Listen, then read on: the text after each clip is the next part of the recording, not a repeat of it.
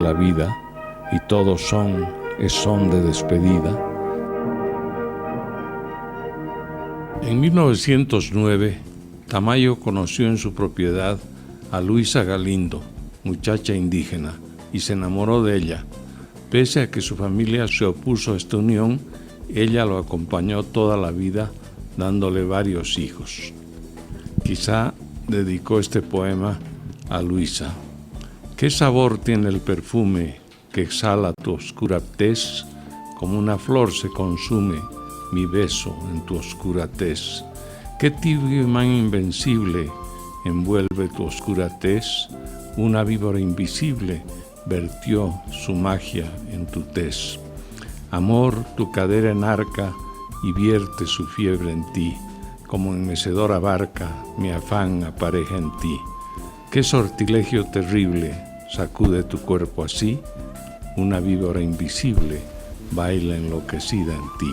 Tamayo fue uno de los primeros paseños que tuvo auto particular, con el que se trasladaba de la ciudad a Yaurichambi. A principios de siglo, el automóvil significó un cambio radical en el transporte, pues hasta entonces se usaban carruajes tirados por caballos, y para ir a las fincas se empleaban caballos o mulas. Como jefe del Partido Radical, que fue un desprendimiento del liberalismo, Tamayo tomó la palabra en un banquete ofrecido al presidente Ismael Montes, quien se hallaba en su segundo periodo de gobierno. Lo llamó Flor de la Raza, pero después ambos se distanciaron. La influencia que recibió de Europa no solo fue intelectual, sino también en su atuendo impecable. De joven, Tamayo usaba el sombrero de copa y un bastón, que además de considerarse elegante, servía para su defensa personal.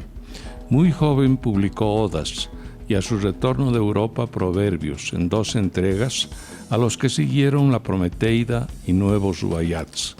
Debido al analfabetismo rampante, estos libros eran leídos por algunas docenas de personas, si acaso. La gente se preguntaba qué tenía que hacer la mitología griega o persa en un país mayoritariamente indígena en medio de los Andes. El debate continúa todavía. Muchos se burlaban de Tamayo a sus espaldas. En esa época fundó primero el periódico El Fígaro y después El Hombre Libre, ambos títulos tomados de otros diarios similares de Francia. Le gustaba firmar sus artículos, pero también usaba seudónimos cuando se trataba de polémicas con sus adversarios. Fue colaborador del diario, del que era vecino, y también de Última Hora. El ingeniero austriaco Arturo Poznański, que había combatido en la Guerra del Acre al lado de Bolivia, se radicó en La Paz y quedó cautivado por la ciudad lítica de Tiahuanaco, escribiendo varios libros. Tamayo cultivó su amistad y varias veces visitaron juntos el sitio, haciendo especulaciones sobre su origen y sus primitivos pobladores. Las piedras de la ciudad milenaria habían sido utilizadas desde la colonia, trasladándolas para otras edificaciones, y todavía en los años 20 del siglo XX, la prensa denunciaba prácticas de tiro al blanco de los soldados sobre los monolitos, pese a las protestas de los intelectuales. Para que la población tomara conciencia, Poznański trajo un monolito al Prado y creó el Museo Tiahuanaco. El gobierno de Bautista Saavedra recibió el informe de Tamayo sobre la misión que cumplió en Ginebra ante la Liga de Naciones con otros varios delegados. La demanda boliviana fue desestimada, alegando que no se la inscribió a tiempo en la agenda. La Liga recién creada tenía demasiados problemas en Europa, emergentes de la Primera Guerra Mundial, como para ocuparse de un caso remoto como el diferendo boliviano-chileno. Durante toda su vida, Tamayo escribió sobre la injusta mediterraneidad que aún sufre nuestro país. El presidente Bautista Saavedra nombró canciller al poeta Ricardo Jaimes Freire, quien había pasado muchos años en Argentina, donde junto a Rubén Darío se convirtió en una de las grandes figuras del modernismo. El diputado Franz Tamayo planteó una interpelación por las ideas vertidas por Jaime Freire sobre el tema marítimo antes de su nombramiento. Fue un debate intelectual entre dos consagrados poetas que la opinión pública siguió con mucho interés. El canciller fue ratificado en su cargo por el presidente Saavedra. La ola que entre mil nació a la vida y baila y ríe al sol y a mar convida, ignora que nació casi al instante, ni sabe que ha de morir casi enseguida. Tamayo fue varias veces diputado e intervino en numerosos debates. Era un excelente orador y sus compañeros de cámara lo oían con suma atención, aunque no siempre compartían sus ideas. Paralelamente y con su propio peculio, publicaba sus obras poéticas, esquerzos, epigramas griegos y escopas. En julio de 1932 estalló la Guerra del Chaco con el Paraguay. El país no estaba preparado para el conflicto y las distancias hasta el frente eran inmensas. Los jóvenes de la clase media y la masa indígena fueron los que más sufrieron ante una naturaleza hostil donde el peor enemigo era la sed. Las desinteligencias entre el presidente Salamanca y los militares se añadían a la pésima conducción de los oficiales en el campo de batalla. El presidente, de su parte, les tenía un enorme desprecio y ante los sucesivos desastres se tuvo que traer desde Alemania al general Hans Kunt, quien en periodos anteriores había organizado el ejército, pero el germano también fracasó en el Chaco. Tamayo fue canciller del presidente Salamanca, quien lo admiraba por su obra poética y sus dotes intelectuales. Aquí aparece con Demetrio Canelas en el entierro de los restos de un combatiente de guerra. Toda vida es un pájaro perdido en un desierto océano de olvido. Si al soñar nadie dice, estoy soñando, nadie al vivir recuerda haber vivido. En medio del conflicto llegó el momento de renovar el poder ejecutivo y el presidente Salamanca apoyó como candidato a Franz Tamayo, quien hizo su campaña electoral visitando Oruro, Cochabamba, Sucre y Potosí. Aunque fue ganador de las elecciones, los militares que se insurreccionaron, primero contra Salamanca y luego contra su vicepresidente Tejada Sorzano, se encaramaron en el poder. Tamayo consideró que el golpe contra Salamanca también fue un golpe contra él y se retiró de la vida pública por 10 años. Sobre esta tierra estoy, no conozco otra ni me falta. Aquí está la luz primera y última de mi vida, dijo en esa época. Y añadió un poema que se ha hecho muy famoso.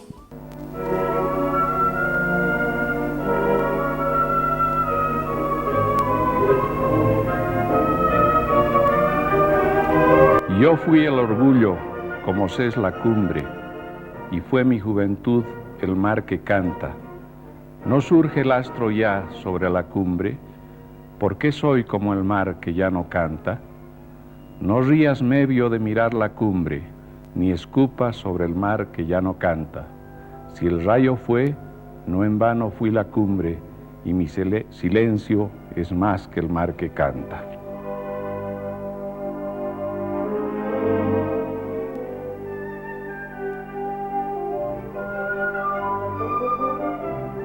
Uno de los consuelos más grandes que tuvo Tamayo fue refugiarse en la música.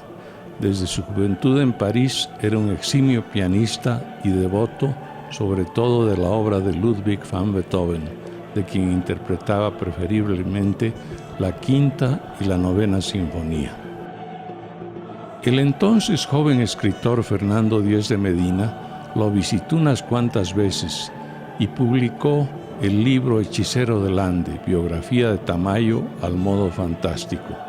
Tamayo reaccionó iracundo y le dolieron sobre todo las menciones que Díez de Medina hizo al origen racial de su madre y a la supuesta mala relación que don Isaac Tamayo y su hijo habrían tenido con la sociedad paceña por casarse con mujeres indígenas. Muchos opinaron que en su furia Tamayo le había arrojado el Illimani a la cabeza a Diez de Medina por la cantidad de insultos que le dedicó en su panfleto Para Siempre. Vaticinó que la sociedad paceña, cuando él desapareciera, escribiría en bronce esta leyenda: este es Franz Tamayo, su gloria es mi propia gloria y para siempre. Diez de Medina le contestó con otro documento titulado Para Nunca. Tamayo se aisló en su casa de la calle Loaiza y en Yaurichambi durante 10 años. En ese periodo su hijo Ruy Gonzalo murió en el cuartel por una pulmonía causada por un oficial que le ordenó fabricar adobes a las 5 de la mañana. El poeta dedicó a su memoria el libro Escopas.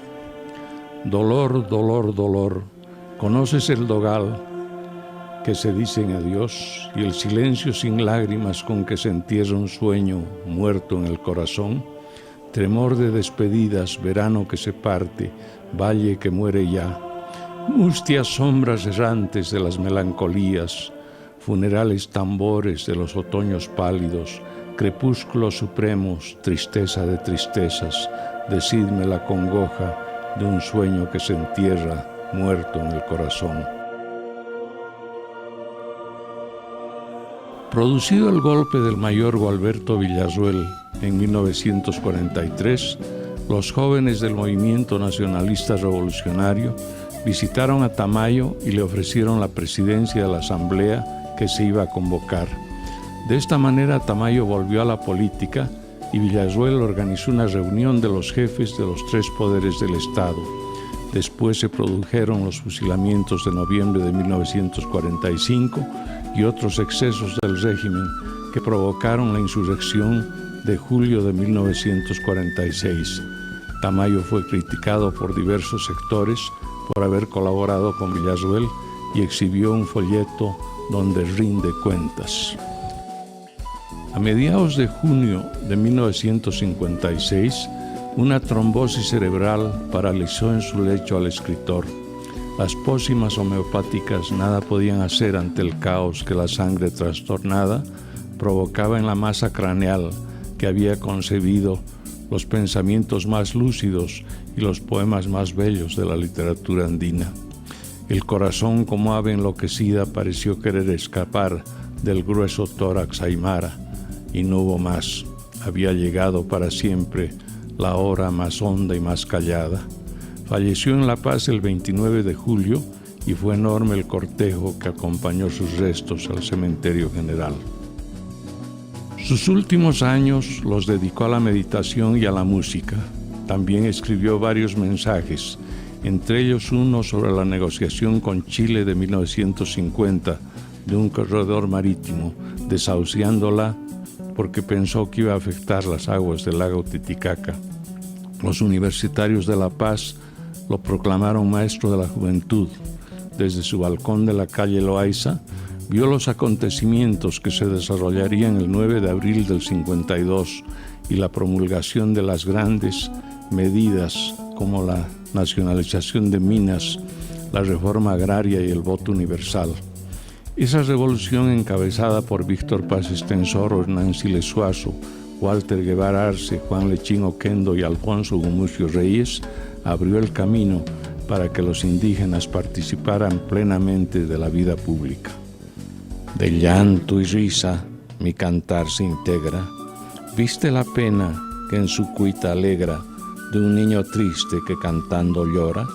Miel es mi canto de una rosa negra. Lo que a mí me sorprende mucho, y me parece que eso sí es importante revalorizar, es cómo en 1910 Tamayo tiene una visión tan clara, tan diáfana sobre la necesidad de crear una pedagogía nacional. Él permanentemente en todos los artículos plantea que el grave problema nuestro es pretender copiar. Lo que hay que profesar en las escuelas bolivianas es la energía nacional. Esto es lo que se debe enseñar. Hay que enseñar el orgullo personal y señoril, que más tarde se traducirá en orgullo nacional. Hay que enseñar el dominio de sí mismo e instituir el culto de la fuerza en todas sus formas.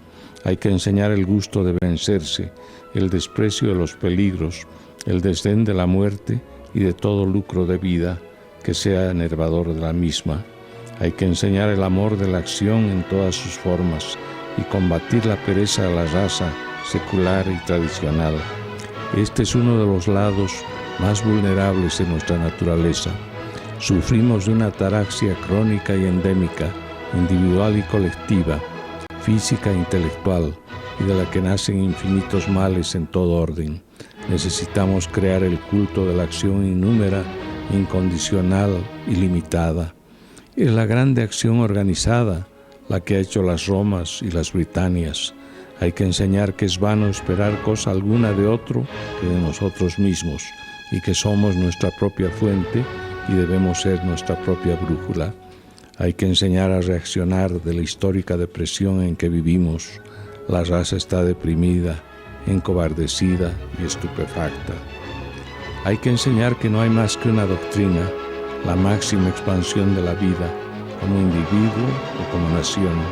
Hay que enseñar que no hay interés que esté por encima del de la vida, que hay que sacrificar la misma vida en pro de un interés superior y más trascendente. Es así como el soldado muere voluntariamente por la patria, que entraña un interés más vasto y trascendente. Hay que enseñar que sobre el mundo, las cosas más graves y más fútiles, todo existe nada más que para servir la causa de la vida, y que las filosofías, las religiones, el arte, la ciencia y todo son nada más que los obreros y los servidores. Hay que enseñar la audacia sabia y la osadía inteligente, que son como una fecunda irreverencia de todo. Las cosas quieren ser dominadas y la naturaleza quiere ser vencida. Allí están nuestros bosques vírgenes y nuestras montañas intactas, invitándonos a la gran batalla del hombre y de las cosas, y de las que tantas naciones han salido ya victoriosas. Hay que osar, hay que perseverar, y el atrevimiento es cosa que hay que comenzar a enseñar en las escuelas. Hay que enseñar a decir y a decirse la verdad. Pero es un referente extraordinario para la educación. Él quiere hacer una pedagogía específicamente nacional, y ese es su objetivo. Oh altitud, paz de la montaña, cimas donde toda ansia apaga su vaivén, cumbre en que la quietud finge insondable fondo de mar,